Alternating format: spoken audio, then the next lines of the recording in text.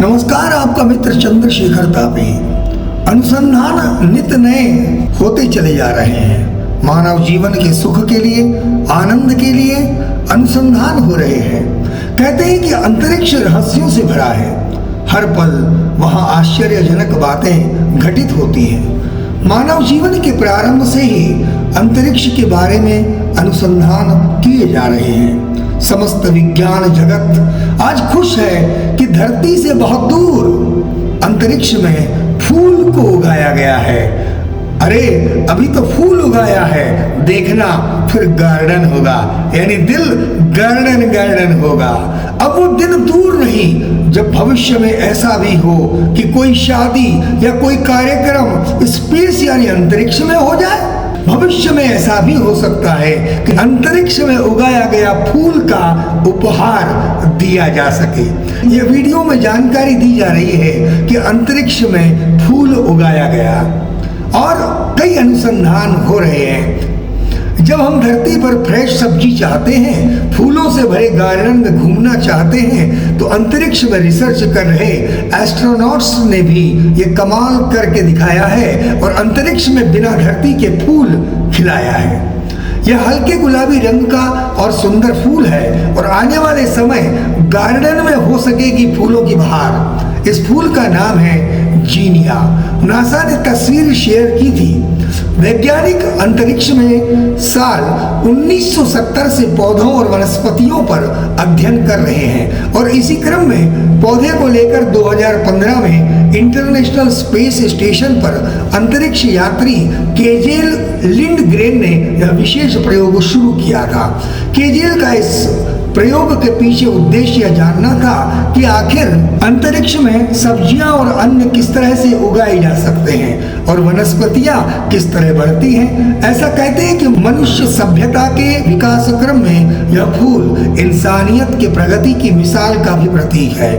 आज हम जिस सुख सुविधाओं का लाभ ले रहे हैं उसके लिए बहुत सारे अनुसंधान और रिसर्च किए जाते हैं। पृथ्वी के जन्म लेने से आज तक लगातार रिसर्च हो रहे हैं और यह निरंतर होते ही रहेंगे। मानव केवल इस पृथ्वी तक ही अपनी खोज को सीमित नहीं रखना चाहता, बल्कि वह गहरे समुद्र में भी खोज कर रहा है और इसी तरह वह अंतरिक्ष में भी लगातार अनुसंधान कर रहा है। अंतरिक्ष जहाँ पृथ्वी का गुरुत्वाकर्षण ही नहीं है, वहां जाकर खोज करना बहुत कठिन कार्य होता है। किंतु इंसान जब ये ठान ले कि कुछ जीवन में अच्छा करना है, मानव हित में करना है, तो वह एक ध्येय पर काम करता है और एक ध्येय पर काम करना है तो बाधाएं उसका रास्ता कैसे रोक सकती हैं? असंभव है। कोई रास्ता रोक ले, कोई हर्डल उसके बीच में आ जाए, क्योंकि वो मंजिल पाना चाहता है, काम करना चाहता है और वो पाकर रहता है। स्पेस में बनाया गया ISS इंटरनेशनल स्पेस स्टेशन यह एक ऑर्बिटल लेबोरेटरी है। यह इंटरनेशनल स्पेस स्टेशन लगभग 356 फीट यानी 109 मीटर में बना हुआ है। जानकारी के अनुसार इस इंटरनेशनल स्पेस स्टेशन पर मई 2022 तक 20 देशों के लगभग 258 लोग वहां जा चुके हैं और अनुसंधान करने में लगे हुए हैं। आपने कभी सोचा है कि मानव जीवन को सुख सुविधाओं के लिए अंतरिक्ष में जाने वाले वैज्ञानिकों का जीवन कैसा होता होगा? अंतरिक्ष में जीरो ग्रेविटी होने पर एस्ट्रोनॉट्स आखिर रहते कैसे होंगे? वे नहाते कैसे होंगे? खाते कैसे होंगे? स्पेस में जाते ही उनकी बॉडी में चेंज आने लगता है। धरती पर बॉडी को पैर थाम कर रखा जाता है, लेकिन स्पेस में ऐसा कुछ नहीं होता। वहां पूरा शरीर ही हल्का होकर उड़ने लगता है। इससे वहां ब्रश करने से लेकर नहाने जैसे छोटे छोटे रूटीन कामों में भी बहुत दिक्कतें होती है। ऐसी दिक्कतों के बाद भी वो हारते नहीं हैं, अनुसंधान करते हैं केवल हमारे और आपके लिए, यानी मानव जाति के हित के लिए। और ऐसी स्थिति में खाने के लिए, पानी पीने के लिए बहुत दिक्कतें होती हैं, किंतु उन्हें तो खोज करना है पृथ्वी से दूर उन ग्रहों के बारे में, वहां जीवन के बारे में और मानव के लिए उसके सुंदर सुखमय भविष्य के बारे में अनुसंधान करना है, खोज करना है। ऐसी स्थिति में भी वो काम करते रहते हैं।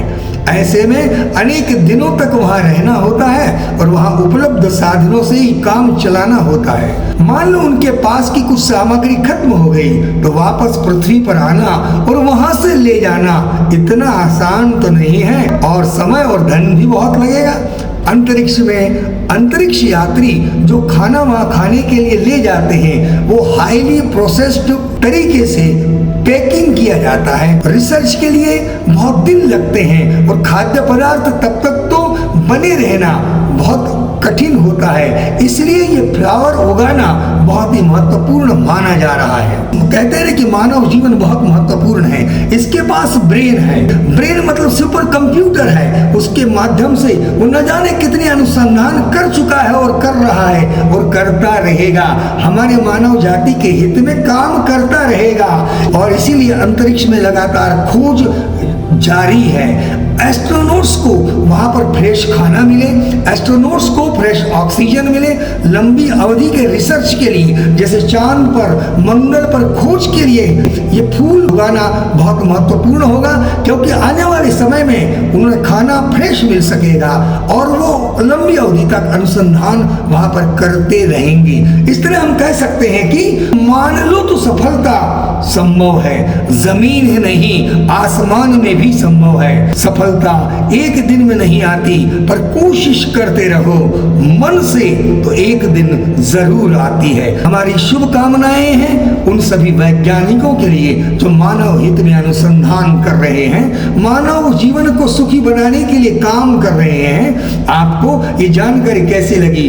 जरूर कमेंट में बताइए और मेरा चैनल सब्सक्राइब करिए, यही निवेदन है। आपका मित्र चंद्रशेखर तापी, प्रणाम, नमस्कार।